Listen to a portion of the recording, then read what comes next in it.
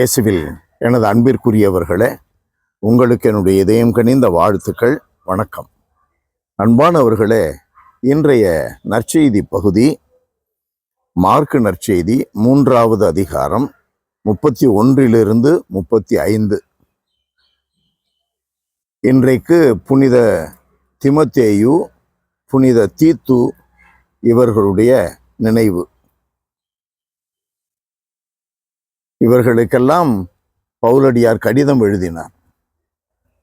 இன்றைய நற்செய்தியிலே யார் என்னுடைய சகோதரன், யார் என்னுடைய சகோதரி, யார் என்னுடைய தாய்?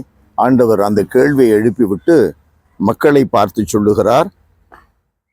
தம்மை சூழ்ந்து அமர்ந்திருந்தவர்களை சுற்றிலும் பார்த்து, இதோ என் தாயும் என் சகோதரர்களும் இவர்களே, கடவுளின் திருவுளத்தை நிறைவேற்றுபவரே என் சகோதரரும் சகோதரியும் தாயும் ஆவார் என்றார். கோயிலில் அமர்ந்திருக்கிறவங்கள, ஞாயிற்றுக்கிழமை திருப்பலியில் இருக்கிறவங்கள பார்த்து, இதோ இயேசுவினுடைய சகோதரர்களும் சகோதரிகளும் தாயுமாக இவர்கள் இருக்கிறார்கள் என்று நம்மை பார்த்து யாராவது ஒரு குருவானவர் சொல்ல முடியுமா?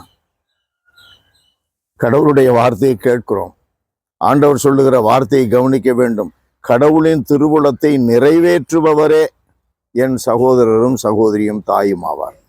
கேட்கிறோம், ஆனால் அதன்படி நடக்கிறோமா என்பது ஒரு பெரிய கேள்விக்குறியாக உள்ளது. இப்போ வட இந்தியாவிலெல்லாம் பார்த்தீங்கன்னா கிறிஸ்தவனை கொல்றாங்க, ஆனாலும் அவங்க விசுவாசத்தை விடலை. நமக்கு அது எதிராக அப்படிப்பட்ட ஒரு சூழல் வந்தால் என்னுடைய நிலைமை என்னவாக இருக்கும்? கேட்கிற உங்களுடைய நிலைமை என்னவாக இருக்கும்? மனநிலை என்னவாக இருக்கும்? இயேசுவுக்காக உயிர் கொடுக்கவும் துணிந்து நிற்க வேண்டும். இயேசுவினுடைய மதிப்பீடுகளின்படி வாழ்வதற்காக எவ்வளவு ஒருத்தல் முயற்சிகளும் எவ்வளவு ஒடுக்குதலுக்கும் நாம் தயாராக இருக்க வேண்டும். எவ்வளவு நம்மை அடக்கி ஆள்வதற்கும் தயாராக இருக்க வேண்டும். அப்படி நடந்துட்டா நம்மளை ஏமாளின்னு நினைப்பான், இளைச்சவன் நினைப்பான், கோழன் நினைப்பான். அப்படிங்கிற எண்ணம் தான் நம்மில் ஆணவமாக வெளிப்படுகிறது, சுயநலமாக வெளிப்படுகிறது. தாழ்த்தி கொள்ள வேண்டும், நம்மை அடக்கி ஆள வேண்டும். நாவடக்கம் தேவை, மனதடக்கம் தேவை, செயல்களிலும் அடக்கம் தேவை, மற்றவர்கள் மத்தியிலே மரியாதை தேவை. நம்மை பற்றி மற்றவர்கள் 1000 கொட்டி தீர்த்து கொள்ளட்டும், நாம் கடவுள் முன்பாக அவருடைய திருவுளத்தை நிறைவேற்றுகிறோமா என்பது மிக மிக முக்கியமானது. அன்பு நிறைந்த எங்கள் இறைவா, உம்மை போற்றி புகழுகிறோம், தாழ்மையோடு ஆராதிக்கிறோம்.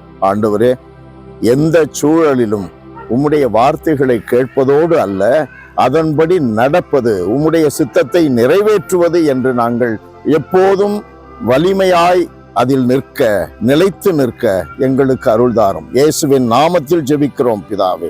ஆமென், ஆமென்.